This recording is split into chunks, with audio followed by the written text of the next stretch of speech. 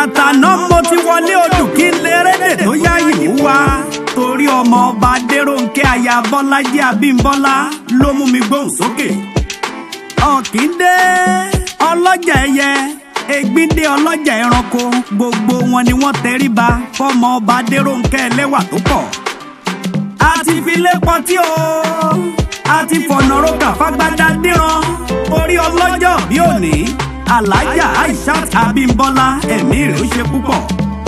Ọlọ́jọ́ bí o Aishat Àjíwọn ọmọ Mọ́gàjí jíjí tó jí sáyé tuntun jíjí owó jíjí ọlá ni kó jẹ́ fún ọ òní jùnù.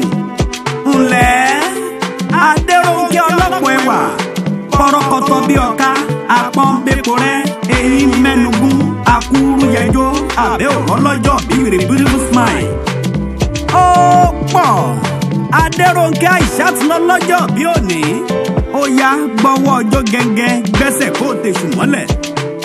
Sọ̀rọ̀ Adérónkẹ́ sọ̀rọ̀ sókè kó fẹnu ọpẹ́ dúpẹ́ fọba ọlọ́pẹ́ tọpẹ́ tọ́sí tó tún jẹ́ kó rọ́jọ́ òní. Aya Abímbọ́lá tẹ́wọ́ àdúrà kó máa ṣàmì ire lójú owó rí kójú ẹ̀ ó máa ríre a kì í bálé ayọ̀ láìkún Adérónkẹ́ òní mọ̀ṣì. Happy birthday to you Alájà Aishat Abímbọ́lá. Every November 16 is your day. Tọdún 2020 ló pé ìní gbogbo èèyàn ṣe ń bá ọ yọ̀. Ọlọ́jọ́ bí o ó ti yá jẹ́ ń bọ́ délé bàbá tó bí ẹ lọ́mọ. Ìwọ lọ̀yọ́ mọ́ láàfin òjò pa ṣẹ̀kẹ̀rẹ̀ ọmọ Àtìbà.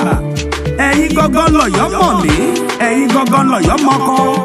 Erin dìgbò nìyí ẹni ara ń ta ní jíjú àwọn onílé bàbá tó bí ẹ lọ́mọ.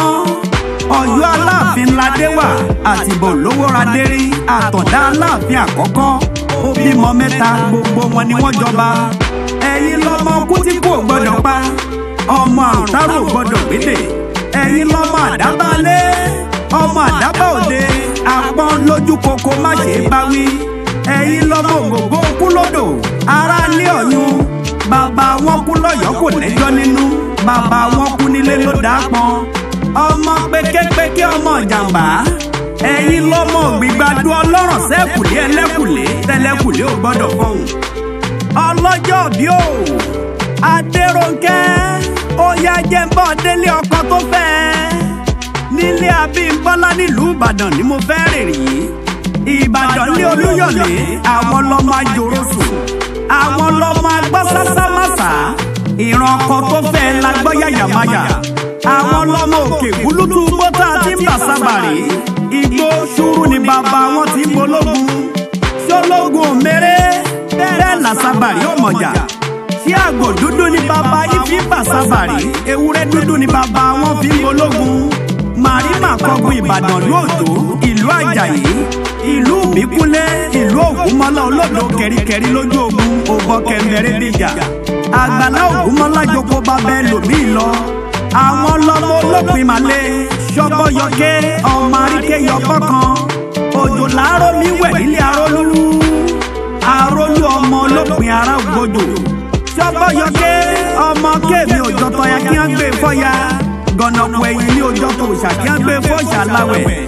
Ọlọ́jọ́ bí òní o tó bá wá ń gbọ́ kíkì yìí ẹ̀gbọ́n rẹ̀ pàtàkì Mọ́gàjí Adébáyọ̀ ló ní a máa kí ẹ pé happy birthday to you.